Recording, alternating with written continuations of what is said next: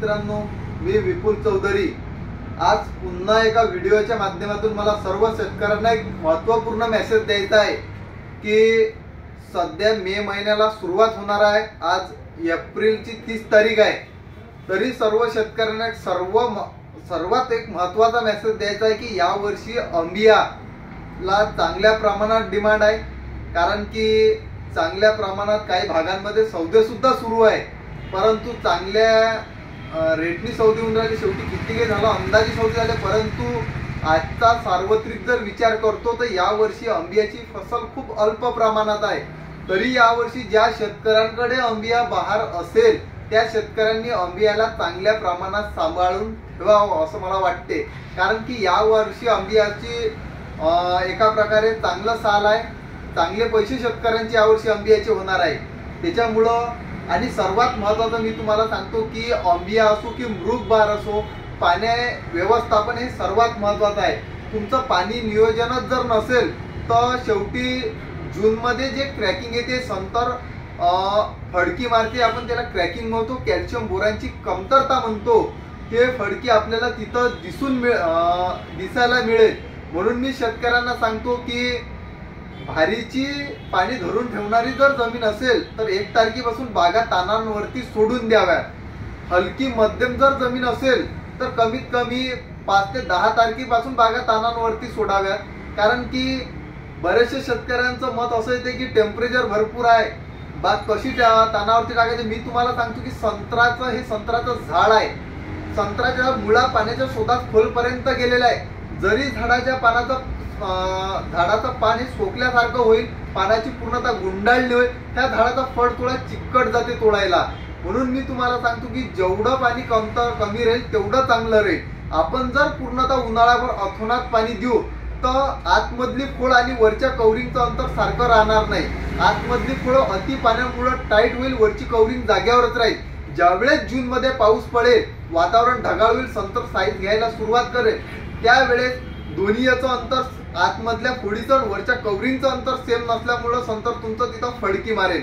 म्हणून तिथं जर तुम्ही ताण दिल्याच्या कारणास्तव आतमधल्या खोडीचं आणि वरच्या कवरिंगचं अंतर सेम राहील। मी तुम्हाला सांगतो की झाडाच्या पानाची पूर्णतः नाली सुद्धा पडली, तुमचं झाडही मरणार नाही आणि झाडांवरचे फळही खाली येणार नाही। हा आपला दरवर्षीचा अनुभव आहे। आणि दुसरी गोष्ट एक सर्वात महत्त्वाचं सांगतो की 2018 मध्ये तुम्ही ऐकलं असेल की दुष्काळ पडला होता, पाण्याचं प्रमाण हे खूप कमी प्रमाणात होतं। त्याही वर्षी अंबिया बहाराची ज्या शेतकऱ्यांकडे संत्र होते, संत्र खूप चांगले राहिले होते, कुठलंच झाड हे फंगसला बळी पडलं नव्हतं। म्हणून मी तुम्हाला सांगतो की या पद्धतीनं पाण्याचं व्यवस्थापन तुम्ही करायला पाहिजे, पण तुमच्या जमिनीचा परिपूर्ण अभ्यास करून तुम्ही पाण्याचं नियोजन करा।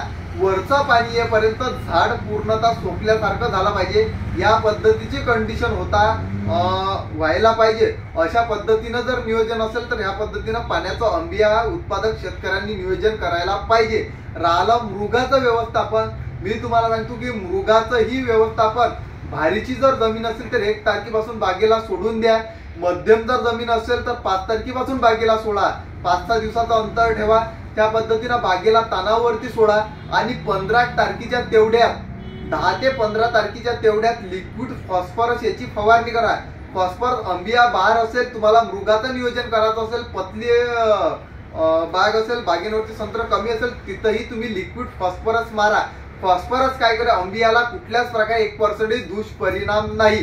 बोटॅनिकल टेक्नॉलॉजी आधारित लिक्विड फॉस्फरस येते। लिक्विड दरवर्षी आपण स्वतःही मारत आहोत, सांगतही आहे, शेतकरी सुद्धा बरेचसे यूज करा। लिक्विड फॉस्फरस झाडांच्या पाण्याची पूर्णतः हलकी गुंडाळणी करेल आणि झाडांमध्ये फॉस्फरस हे 90 दिवसांपर्यंत वर्क करेल। म्हणून त्या पद्धतीनं 10 ते 15 तारखेच्या तेवढ्यात तुम्ही तिथं लिक्विड सकाळच्या टाइमाला किंवा संध्याकाळच्या वेळेस, या 2 टाइमामध्ये तुम्ही तिथं लिक्विड फॉस्फरसची फवारणी करू शकता। अंबियाच्या फळाला कुठल्याच प्रकारे दुष्परिणाम नाही। राहिलं 05234, पेट्राबुट्राझोल किंवा तुमचं तिकडे लिओशिन वगैरे असेल, याची फवारणी करू नका।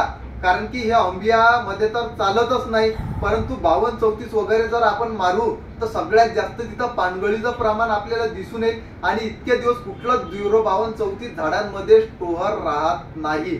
म्हणून तिथं बोटॅनिकल टेक्नॉलॉजी आधारित असलेलं लिक्विड फॉस्फरस मारा, ते झाडांमध्ये स्टोर राहील आणि 90 दिवसापर्यंत वर्क करेल।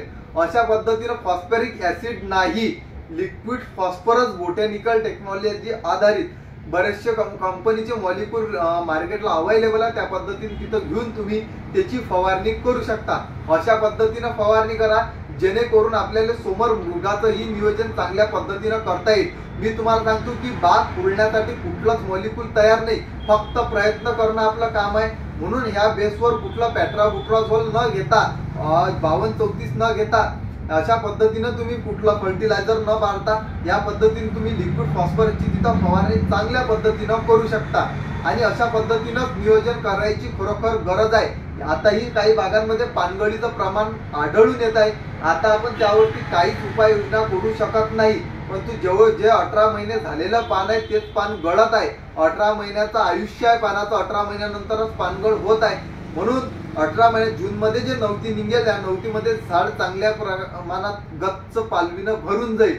म्हणून मी सांगतो की अशा पद्धतीनं नियोजन करण्याची गरज आहे, परंतु पाणी व्यवस्थापनावर सर्वात महत्त्वाचा भर देणे हा शेतकऱ्यांना गरजेचा आहे। धन्यवाद।